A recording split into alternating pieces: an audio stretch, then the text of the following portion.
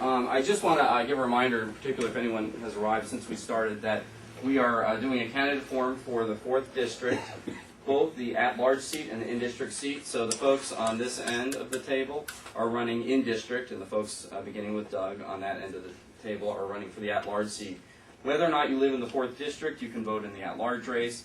If you want to vote in the 4th District in-district race, you must live within the 4th District boundaries. And they are, by the way, on the Kansas City, Missouri website. If you wanted to see that, it's kcmo.org. Most of the folks, or virtually all of the folks in the 4th District are urban dwellers. And I'm curious if each of you has read the Urban Society's recent report. And my question is, do you believe that any of its recommendations can be implemented in the course of the city's approval of new business development in the urban core? What can be done to stem the proliferation, for example, of suburban-style strip malls in the heart of the city? And we'll go ahead and begin with, is there a volunteer who would like to begin?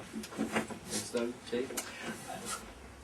I support new urbanism. I think the difficulty here in Kansas City is it's not just about talking about it, but we have to make a cultural shift. And the cultural shift is, it's not just having the plans, but it's saying we have to be willing to say, I'm not going to drive my car to that place. So the reason why, if you look at the Midtown Marketplace, where there's the Verizon and there's a new donut place that's set up there, is because we want parking lots to go into. And so, yes, I support it. I think we need to have more pedestrian-friendly places, but it's contingent on all of us as consumers, as folks who live in the area, to say, whoa, I've got to do something different in addition to having the planners design a system that will accommodate that. So, for instance, how many of us are willing to give up those left-hand turn lanes, which is a part of new urbanism, to encourage walking? How many of us would cuss if there weren't any left-hand turn lanes? And so we just have to be willing to make the cultural shift in addition to supporting the plans that are there.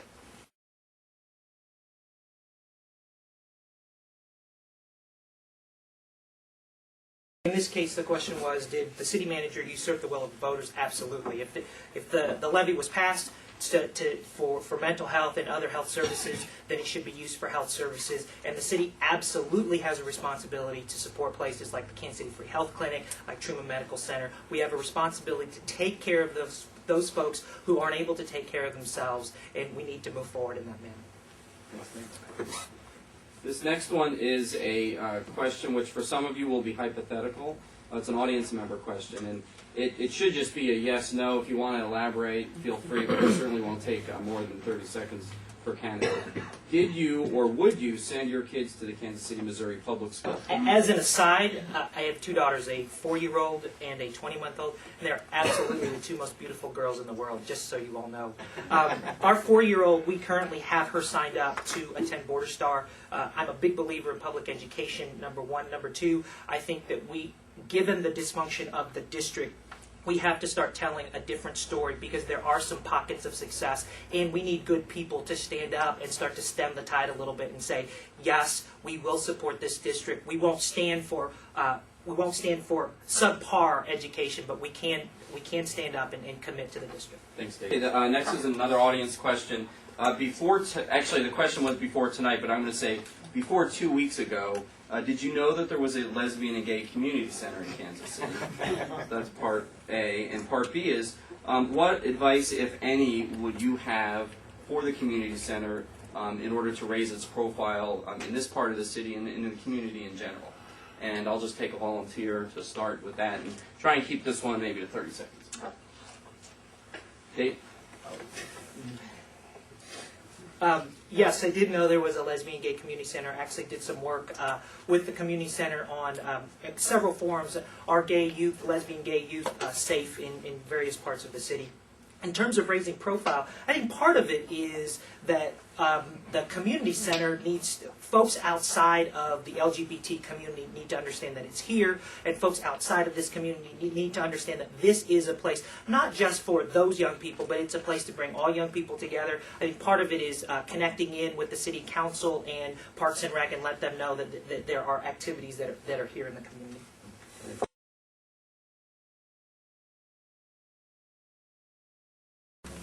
I think got a minute for this if you want. Okay. I will say that when I was thinking about that, what came to my mind was the example of county legislature where folks are throwing punches at each other. So we've not done that. So, but I think this whole notion of with the municipal judges really concerns me. And it's not because there's an easy solution there, but it's a case in point where folks, well-meaning folks, are talking past each other, and there's no solution, and they keep honing their points, but they're not communicating with each other. They keep talking past each other. And I would hope that at this next council, and I think what I bring to the table is a way to get folks to start communicating with each other instead of talking past each other. Great. Okay, this next issue question is about the issue of tax incentives for developers. Some have criticized the size of tax incentives going to J.E. Dunn to support its new headquarters downtown, saying that the amount of tax increment financing received by the project will mean less support for nearby residential development in the East Village development, limiting opportunity to average citizens in favor of a big business. First, do you agree with this assessment? And second, if so, is there another approach that the city should have used in negotiating this deal, in your opinion? Dave? The difficulty with TIF, I think, is TIF has gone from being incentive to prerequisite for developers. And if you heard J.E. Dunn's argument, what they were saying is, the city has done this for all these other projects, why wouldn't they do it for us? The difficult thing, and it's easy for me to say on this end of it, but I think some of the solution to that is the city has to be willing to walk away from the project and say, no, this is it, you cannot hold this over our heads, we've got to go. And then the question then, will Dunn relocate to a different place? But that's Dunn's decision. The city needs to make a decision that benefits the city, not just the business. Thank you. In 1993, I believe it was, the city council at the time voted to amend or to update the city's non-discrimination law to be inclusive of sexual orientation. Those of us in the LGBT community knew it as the Human Rights Ordinance. There's a missing ingredient, though, that needs to be fixed, in our opinion, and that is the inclusion of gender identity as one of the protected classes under that ordinance. And this is, I think, a yes-no question, but if you need to take more time, far be it from me.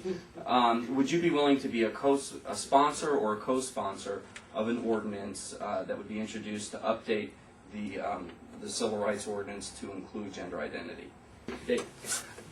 I want to say up front, yes. The other thing I want to say is, wouldn't be very smart for anybody up here to say no. To borrow a phrase coined by Emmanuel Cleaver, do you believe that light rail is touristy frou-frou, A, and B, do you believe that the gondola is touristy frou-frou?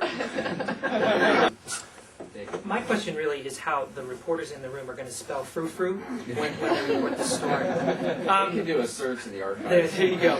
Yeah. Light rail, we need to have it. We need to have an affordable plan. But for me, the gondola thing, I mean, can you imagine taking the gondola from Penn Valley Park to the Missouri River and then getting on a water slide and going down the river? I think if we're going to do it, we might as well do it big. So absolutely not frou-frou. That was tongue in cheek. Okay. Big Stanley.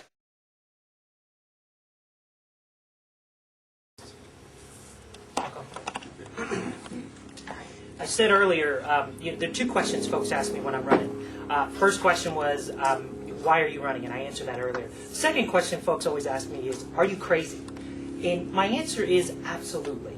I'm crazy enough to believe that someone who was born in Cambodia, whose family emigrated to the United States in 1973, who met his wife here in Kansas City, who has her own immigrant experience, and together we are forming and fashioning a life together. I'm crazy enough to believe we can do that. I'm also crazy enough to believe that if that dream has come true, that I could follow my dream of public service. And as someone who is an immigrant, who understands what it means to not be represented at times, to come from a place where you're marginalized, I believe that what I offer to the LGBT community and others is that sense of someone speaking up for them, for bringing others to the table who are underrepresented. And what I'm suggesting to you, that I could be your choice for a new voice in Kansas City. I will plug my website as well, www.vote4deth.com. You can see more of what I'm about there and see what this campaign is all about. Thank you. Thank you, Dave.